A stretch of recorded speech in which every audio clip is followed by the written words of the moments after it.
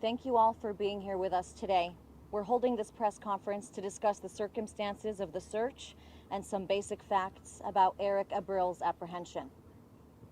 Joining us today are Acting U.S. Marshal Laisha Boyden, FBI Assistant Special Agent in Charge John Snow, California Highway Patrol Lieutenant Frank Newman, Roseville Police Chief Troy Bergstrom, Lincoln Police Chief Matt Alves, Rocklin Police Captain Scott Harillo, Chief Investigator for the Placer County District Attorney's Office Mary Green, Placer County CEO Jane Christensen, and Placer County Sheriff's Lieutenant Josh Barnhart. I'd like to now call up Placer County Sheriff Wayne Wu to discuss the collaborative fugitive search effort that led to Abril's capture. Thank you. Well, good afternoon, everybody. Thank you for being here. As you all know, at approximately 12:34 hours today, we were able to take inmate Eric Abril back into custody. I first off want to thank the men and women of the Placer County Sheriff's Office. It's been a long couple days for all the men and women that work here, and they work tirelessly to make sure that we brought this incident to a safe resolution. I also want to thank all the allied agencies that assisted. This was from local, state, and federal organizations, and without the people behind me, we wouldn't be here today to announce that Abril was safely taken into custody. So I want to thank everybody that's standing behind me today for all of their assistance to help the Placer County Sheriff's Office in this community see this issue come to a safe resolution. I also want to thank our Placer County chaplains that are here.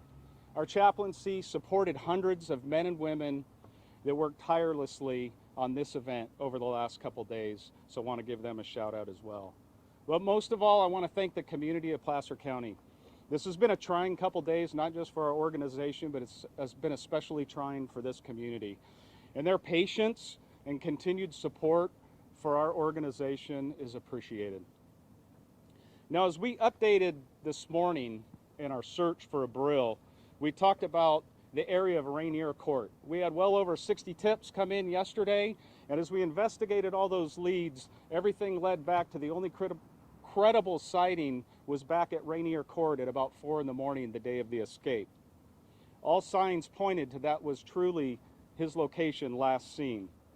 So for today's operation, we did still believe he could likely be in the area. We had no other evidence to the contrary. There's a green belt behind Rainier, Antelope Creek area. It's very thick.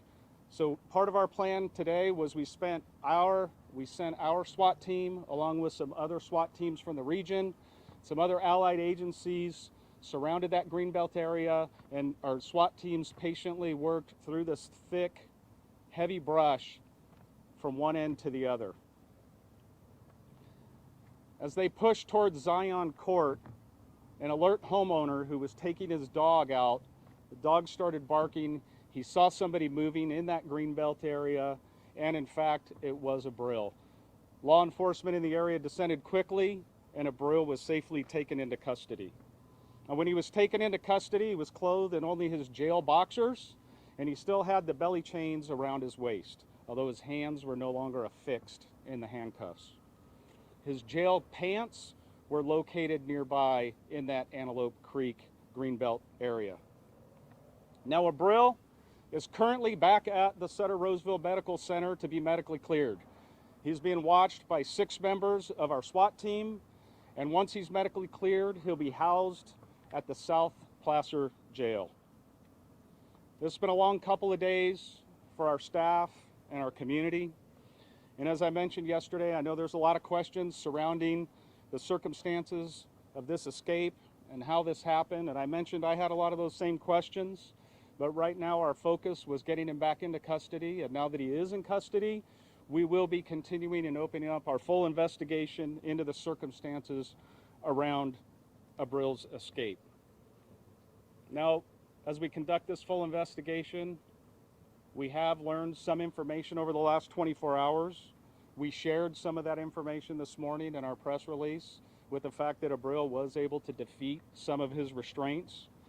And as we conduct this investigation, we'll not only look into the circumstances around the escape, but we'll also review our policies, our procedures, and our equipment, quite frankly, to ensure that something like this never happens again. So with that, I'll be more than happy to take some questions. Sheriff, yesterday you said that you had many questions about the escape. That sounds like that's still the fact at this point today. At this point, we do know that the deputy assigned to him was not asleep. So at this point, what do we know? Like I said, that investigation is ongoing. We will get to the bottom of it. The deputy, there are parallel investigations, and now that we conduct this internal audit, review, and investigation of the deputy, this deputy does have due process rights as well, and he hasn't even been interviewed. So I would hate to speculate on what this deputy's actions were or were not prematurely. Why has he not been interviewed yet? He's been noticed to be interviewed, and an interview will be conducted when we can coordinate it. Is he still fully employed by the department? Is he still on active duty? He is. Is there a chance that he I'm going to take somebody else's question. You got a lot of other people. Thank you. Not to my knowledge, no. He surrendered. Can you tell us about what the usual procedure when taking an inmate to the hospital? Can you tell us about what usually is the procedure when taking an inmate to the hospital? Yeah, so Abril was initially taken to the hospital by ambulance, so there was some type of medical episode. The decision was made by jail medical staff that he needed to be transported to the hospital and transported by ambulance, not just in the back of a patrol car. And what type of restraints was he under? When he left the Placer County Jail, he was restrained with belly chains and leg shackles. Do we know if the deputy who was guarding Abril, was he a sheriff's deputy or a correctional officer, and was wearing a body camera? He was a sheriff's deputy. He is assigned a body camera. I can't confirm whether he was wearing it or not. Is it standard procedure to only send one deputy to guard the entire hospital on time? The procedures for the amount of guards depends on the inmate's classification status. And do we know if he was in the bathroom at the time of the escape happening? We don't know that yet because we haven't conducted the full investigation. Can you talk about the condition of the suspect when you found them and clarify what you mean by jail?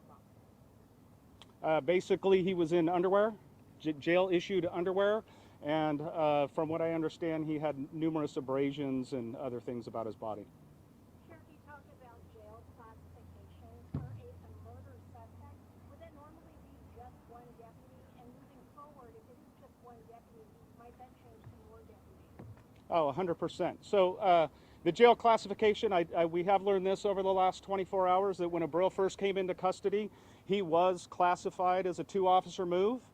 I can say that sometime during the month of May, our classification unit downgraded him to a 1-officer move, and that'll be part of this entire review of how that occurred, what prompted that decision, what levels of approval that decision needs to go through, and we'll make course corrections if that's needed to ensure that this never happens again. Any sheriff during all this ordeal, any kind of assault, any kind of physical contact that he made with the deputy that was watching him? Not to my knowledge, but again, we're just beginning that internal investigation and review. As the sheriff of this entire county, is it safe to say you're disappointed that this even happened? Yeah, I would say that as the sheriff of this entire county, I take full responsibility for this incident, quite frankly. I take the protection of this community seriously, and quite frankly, as the sheriff who's in charge of the jail and the custody of prisoners, this should have never happened. And I can guarantee you this, we'll make whatever course corrections we need to, and I'll take full responsibility, and we'll make sure it never happens again. At least not while I'm the sheriff, I can guarantee you that. Sheriff, do you believe that staffing levels could have been part of what led to this, that there was only one deputy assigned to him, that there was that transfer of jail classification? I have no information to believe that this was at all related to staffing levels, but as the investigation unfolds, it could very well be related to the change in his classification level for sure. And at this point, are you able to tell us how he escaped the hospital? Was it through a door, through a window? Did any hospital staff see him? From what I understand, preliminarily, it was, through a door. He left on foot. Sheriff, can you clarify, there was something yesterday in the press conference about a police pursuit before he actually took off? Yes. So that's why I said he left through a door, and a deputy did give chase. Lost him, from what I understand, somewhere in the parking lot. But again, that's premature without completely doing a full investigation. And so that was preliminary information, though, but that is subject to change. And Sheriff, for the majority of the day yesterday, we followed the SWAT team to various locations around Rocklin. Were those legit reports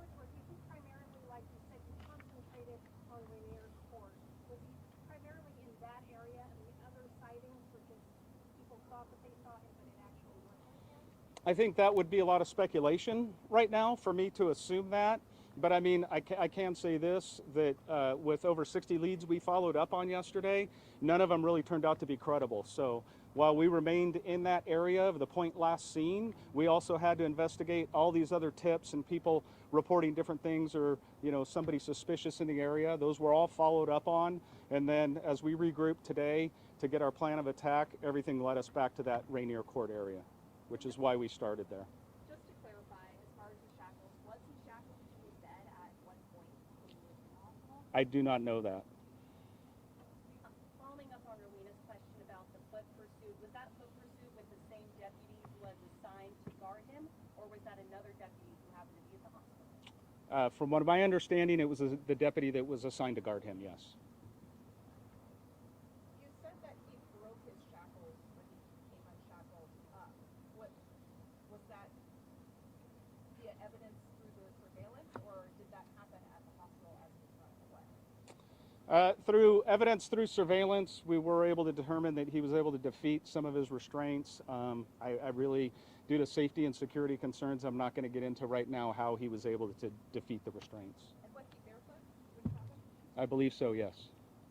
He was clothed only in jail boxer shorts and the belly chains around his waist.